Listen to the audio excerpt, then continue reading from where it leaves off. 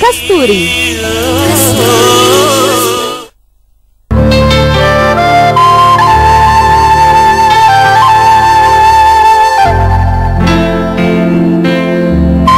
குடு, நான் கட்டுறேன். பரவாயில்ல, நீ உட்காரு. பொற்கொடி ஒண்ணு கேப்பேன், நீ தப்பா எடுத்துக்க கூடாது. நான் என் மனசுக்கு பிடிச்சவங்க கிட்ட கோவப்பட மாட்டேன்.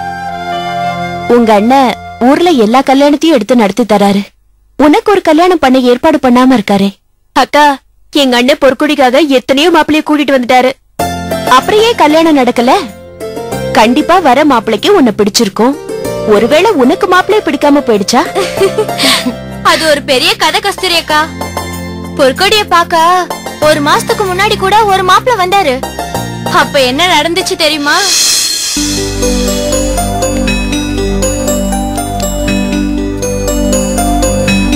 இந்தா கௌரி, அக்காக்கு பூ வச்சு விட்டுட்டு நீங்களே வச்சுங்க.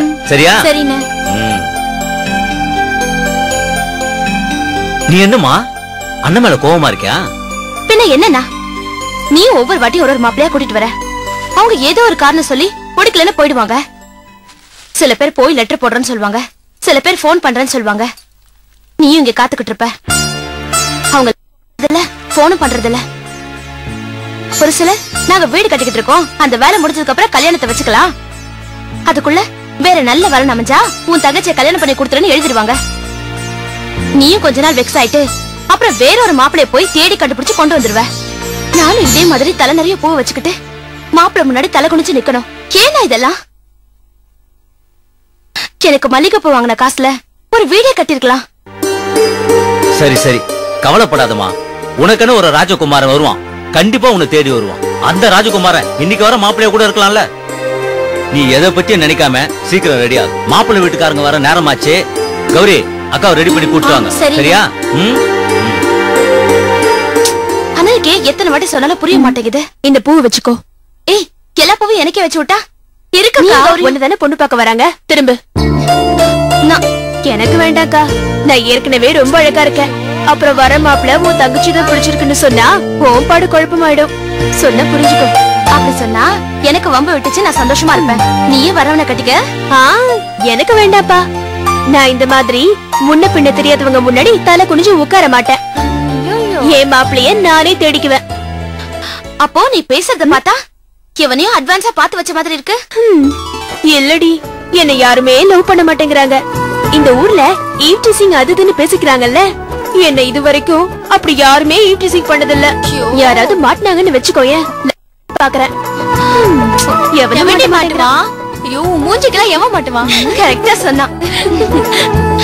சரி, பூ வச்சுக்கோ. சரி, பூ வச்சுக்கோ. ஏய், இவ்வளவு வேண்டாம். ஏய், பூ வச்சுக்கோ. ஐயோ, சொன்னா கேட்க மாட்டேங்க. திரும்ப.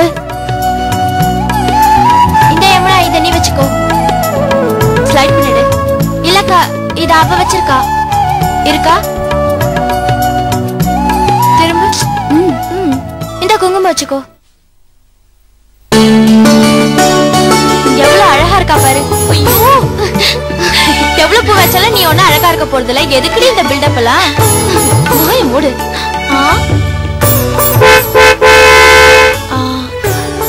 ஏய், மாப்பிள்ளை வீட்டுக்காரங்க வந்துட்டாங்க. இருக்கா? நாங்க போய் பாத்துட்டு வரோம்.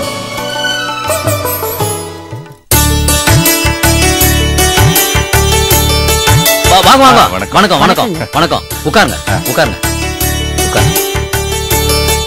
வாங்க. இது என்னுடைய இரண்டாவது தங்கச்சி யமுனா, அது கடைசி தங்கச்சி கௌரி. யமுனா, நீங்க போய் அக்கா. எனக்கு 3 தங்கச்சிங்க. மூத்தவளுக்கு தான் இப்ப வரன்னு பாக்குறோம். தரகர் எல்லா விஷயத்தையும் சொன்னாரு. உங்களை பத்தி நாங்க நிறைய கேள்விப்பட்டிருக்கோம். அதனாலதான் உங்க வீட்டுல சம்பந்தம் வச்சுக்கணும்னு விரும்பி வந்திருக்கோம். ரொம்ப சந்தோஷம் சார். என் தங்கச்சிக்கு நான் நிறைய சேர்த்து வச்சிருக்கேன். நீங்க எதிர்பார்க்கறதுக்கு மேலேயே என்னால பண்ண முடியும் சார். நாங்க ஒண்ணும் பெருசா எதிர்பார்க்கலங்க. வர்ற மருமக நல்லவளா இருந்தா அதுவே எங்களுக்கு போதும். சரிங்களா? சரிங்க. வாமா. குடுமா. பரவாயில்ல.